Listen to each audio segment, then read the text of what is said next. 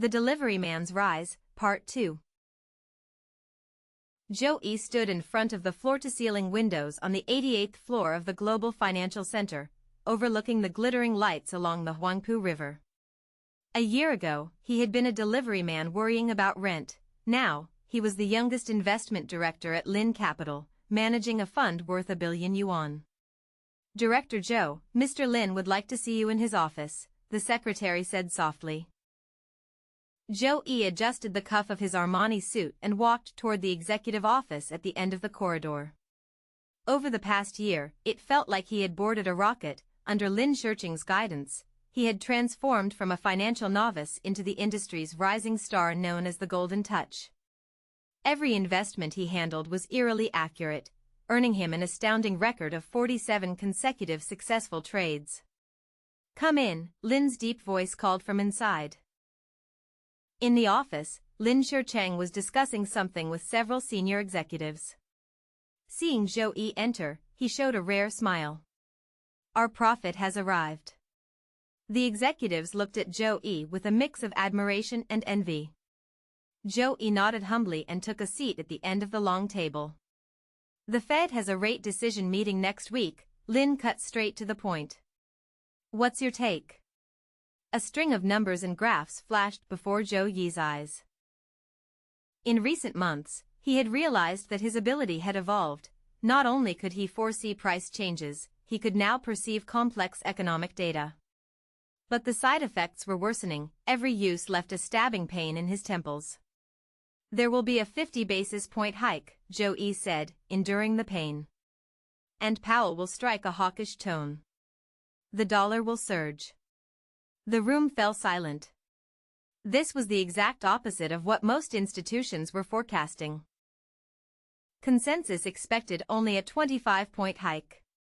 "You're sure?" Lin narrowed his eyes. Zhou Yi nodded. "I recommend going long on the dollar and shorting gold and emerging market currencies."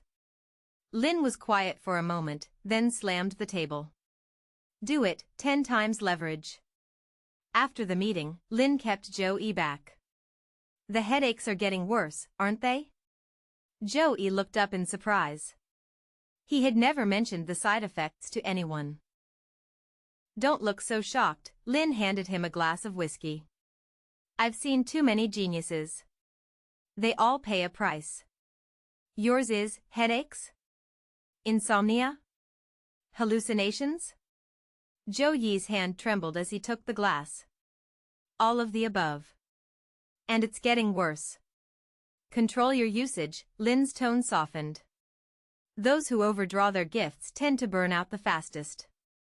Zhou Yi didn't go home after leaving the office. He drove his new Porsche 911 to a members-only bar on the Bund. This place had become his regular escape. At least here, no one questioned his uncanny predictions. "Mr. Zhou, your usual seat is ready," the bartender greeted him. Zhou Yi sat in a corner booth and ordered a martini. Alcohol dulled the pain in his head. On the bar's big screen, financial analysts were still debating the Fed's possible rate hike. Zhou Yi sneered and downed his drink. "Drinking alone is boring," said a pleasant female voice beside him. He turned to see a young woman in a black evening gown, with a delicate oval face and sleek black hair. Her eyes glimmered with intelligence under the dim lights. "Su Rue," she extended a hand. "Reporter from Financial Weekly. I've heard a lot about the Golden Touch." Zhou Yi shook her cool, soft hand politely. "Media inquiries should go to our PR department." "I'm only interested in mysteries," Su Rue said as she sat down uninvited. "Like how a man can go 47 for 47 on investments." Zhou Yi's temples throbbed. "Just lucky, I guess." "Luck?" Su Rue laughed lightly. "Lin Shurqing doesn't believe in luck. He believes in special talent." A chill ran down Zhou Yi's spine. What did this woman know? He forced a calm expression and ordered another drink. "What exactly are you implying, Ms. Su?" "Relax. I'm not here to dig dirt." She pulled a photo from her handbag and slid it over. Do you know this man? It showed a thin young man sitting blankly on a bed in a psychiatric ward. Zhou Yi shook his head. Li Mingyang.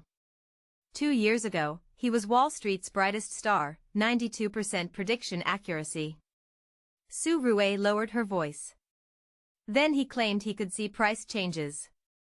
Not long after, he was institutionalized. Zhou Yi's hand clenched around his glass, knuckles white. What are you getting at?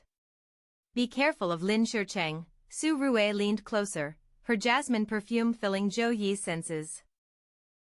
He collects special talent like stamps. And used up stamps get tossed. With that, she left. Zhou Yi sat frozen, his headache pounding.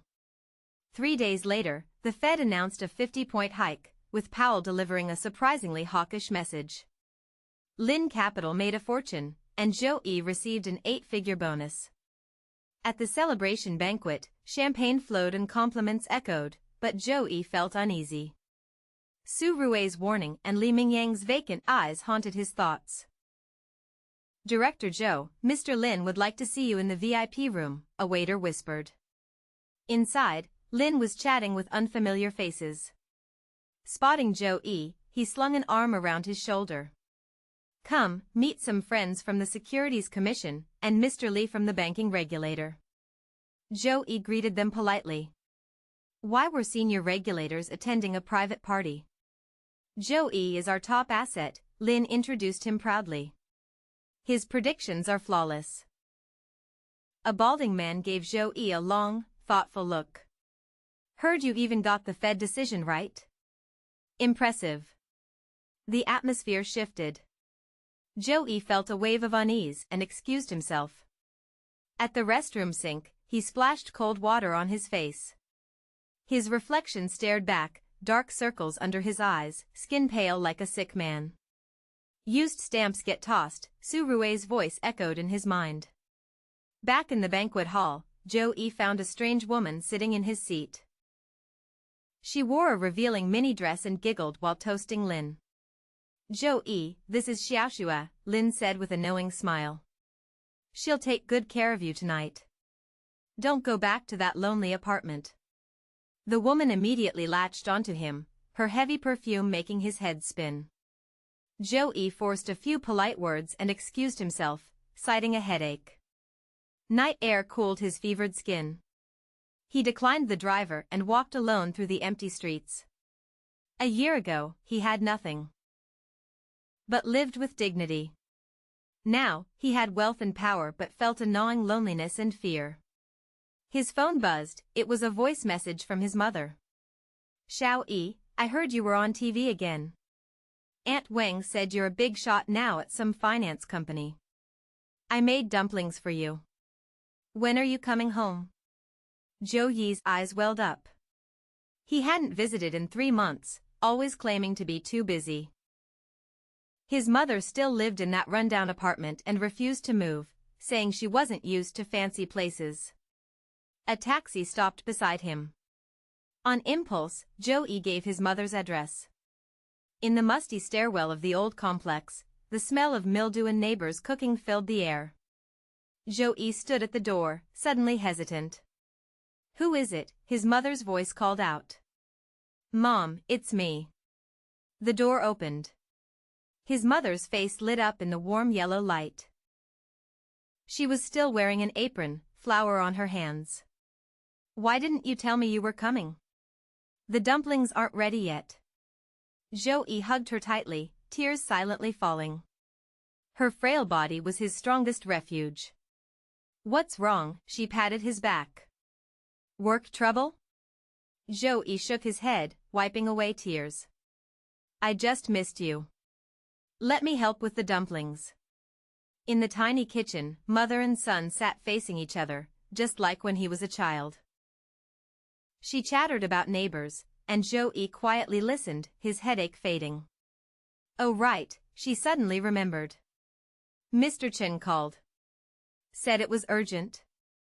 Zhou Yi dropped the dumpling wrapper. Chen was the elderly man who sold the antique bowl. They'd lost touch since Lin Shicheng's introduction.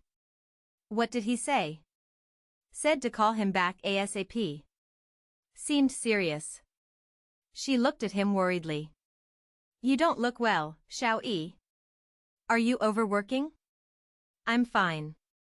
Just didn't sleep well.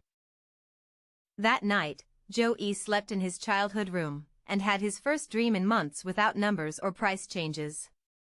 The next morning, he called Mr. Chen.